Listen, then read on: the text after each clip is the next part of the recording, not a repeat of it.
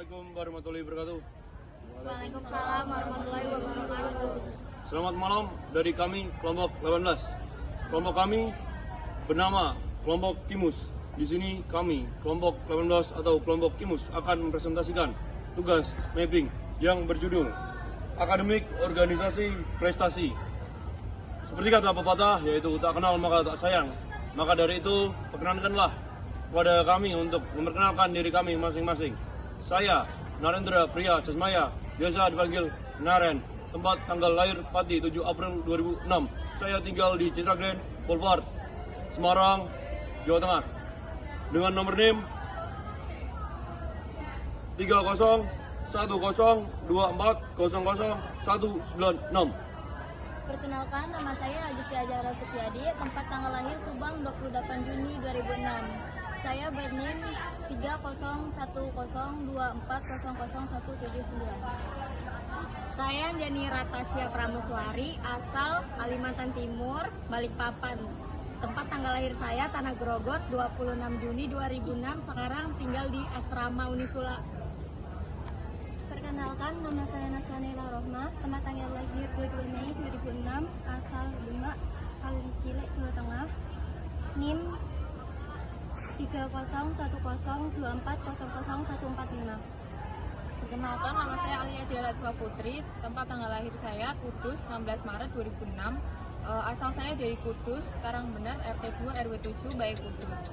NIM saya 301024000035. Perkenalkan, nama saya Yolanisa Disfajar Azahra, asal Semarang, tempat tanggal lahir Semarang 12 Desember 2005. Nomor NIM saya 301024001008. Perkenalkan, nama saya Oza Agila Tara, biasa dipanggil Oza, tempat tanggal lahir Semarang 29 Agustus 2005. Alamat Geraha Taman Pelangi di 9 nomor 10 BSD Semarang. NIM saya 301024000121. Perkenalkan, nama saya Muhammad Folen Dewa Wiratama, biasa dipanggil Dewa. Saya tinggal di Lampung Barat. Saya lahir tanggal 19 April 2006. NIM saya 3010240036.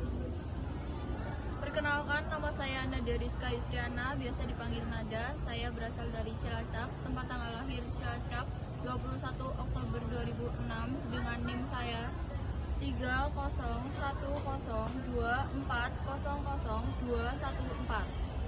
Ya, itulah nama-nama dari kelompok kami. Terima kasih sudah mengizinkan kami untuk mengenalkan diri kami. Selanjutnya kami akan mempresentasikan tugas kami. Ya, Jadi, kuliah itu untuk apa sih? Sekarang akan dijelaskan oleh teman saya, Nasila. Silakan, Nasila. Tri Dharma Perguruan Tinggi, 1. Pendidikan, 2. Penelitian, 3. Pengabdian kepada masyarakat. Oke, selanjutnya. Yang kedua ada jenis-jenis mahasiswa. Yang pertama ada pembelajar, yang kedua ada aktivis, yang ketiga ada prestasi. Yang ketiga, kuliah untuk mendapatkan pekerjaan.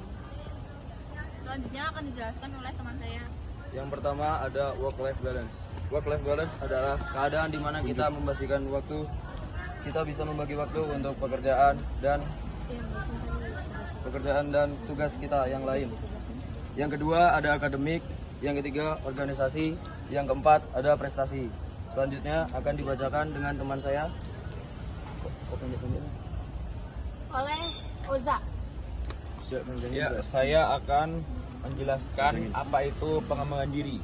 Ya, jadi ada beberapa poin di sini, ada 5 poin cara mengembangkan diri. Yang pertama, membentuk pola pikir atau mindset yang lebih baik. Kedua, belajar mengatur waktu. Ketiga, meningkatkan kemampuan komunikasi. Yang keempat, memperkuat mental. Yang ketiga, memperluas jaringan atau circle. Sekarang akan dilanjutkan oleh jaga keseimbangan oleh Ara. Yang pertama ada fokus dan tujuan. Kita harus fokus pada tujuan yang akan kita capai. Kita mampu memusatkan perhatian pada tujuan yang ingin kita capai. Tidak hanya akan terjadi meningkatkan produktivitas dan motivasi, tetapi juga akan terbuka peluang untuk meraih dampak-dampak positif yang sangat berarti. Oleh sebab itu, fokus adalah kunci dalam memikirkan segala sesuatu agar berjalan dengan baik, mulai dari membentuk perspektif, memori, pemecahan masalah, serta mengambil keputusan. Dan yang kedua, ada skala prioritas dan agenda harian. Dengan menyusun skala prioritas akan membantu kita untuk mengerjakan tugas-tugas dengan cepat dan tidak tercecer dan dapat menyortir kepentingan yang lain. Selain itu, manfaat skala prioritas secara umum juga bisa membuat pekerjaan bisa lebih terarah, dapat mengatur jadwal dengan baik, bisa memaksimalkan dalam mengerjakan tugas, dan terbiasa mengatur waktu. Dan yang ketiga, ada manajemen waktu yang baik. Manajemen waktu belajar yang baik dapat membantu kita untuk menjadi lebih produktif dan menyelesaikan pekerjaan dengan tepat waktu.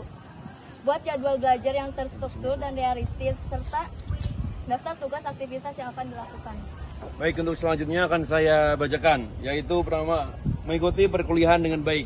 Kita sebagai mahasiswa yang baik, sudah sepatutnya kita untuk mengikuti perkuliahan, baik dari jam pertama hingga akhir. Jadi jangan sampai teman-teman titip absen ya. Selanjutnya yaitu mematuhi rencana. Kita sebagai sosok mahasiswa yang taat dan patuh sebagai mahasiswa baik, sudah sepatutnya kita mematuhi rencana yang sudah ada atau sudah diplankan sedari lama. Ya, selanjutnya ibadah. Apalagi kita adalah seorang mahasiswa dari Unisula, yaitu Bud Ai.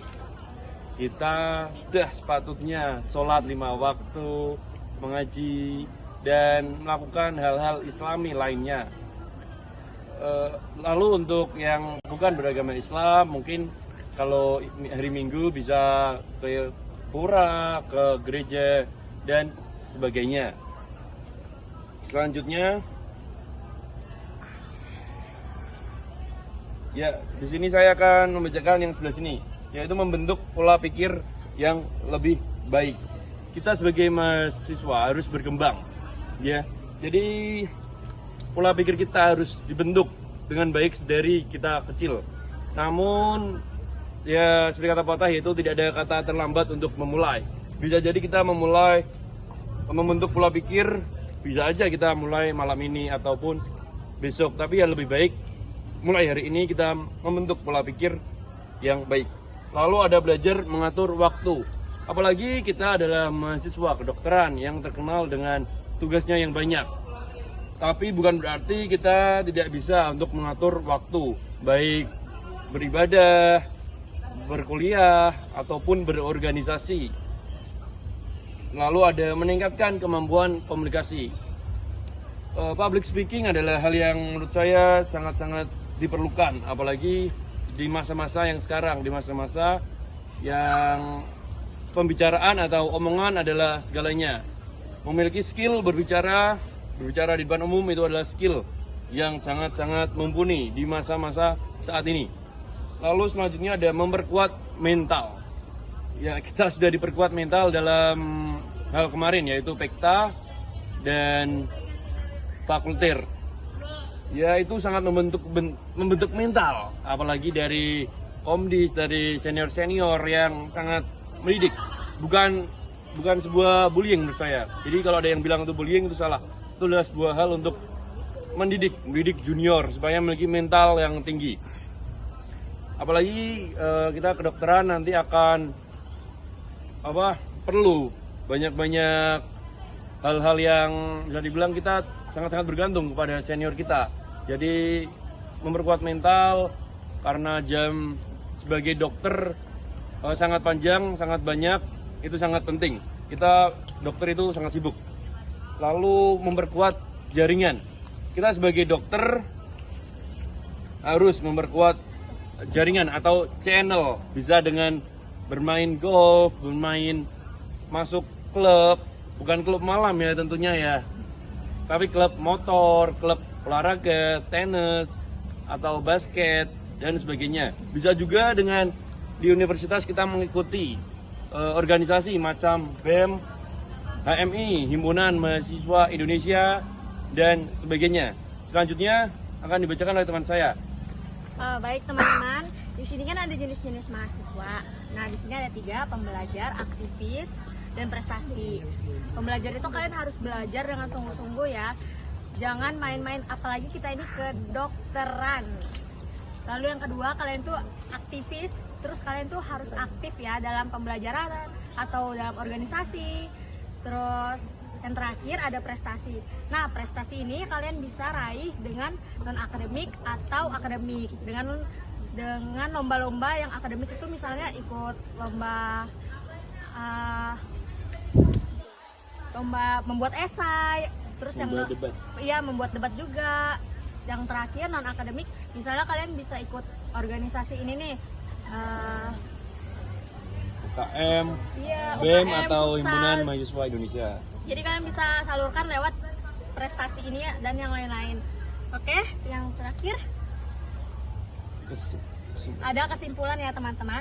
Kesimpulannya di sini, mahasiswa harus menjaga keseimbangan akademik. Harus dicatat ya, akademik dan organisasi dan prestasi. Jadi kalian harus aktif pokoknya di kedokteran. Yang terakhir ada quotes yang mungkin akan membuat kita termotivasi ya. Akan dibacakan Ya, semoga saja sama ya.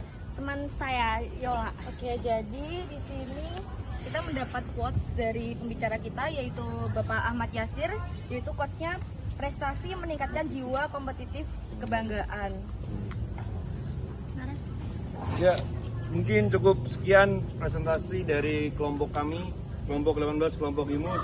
Terima kasih kepada Bapak Ahmad Yasir sudah memberikan wejangan kemarin.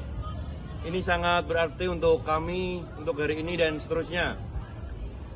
Jadi sekian, assalamualaikum warahmatullahi wabarakatuh. Terima kasih.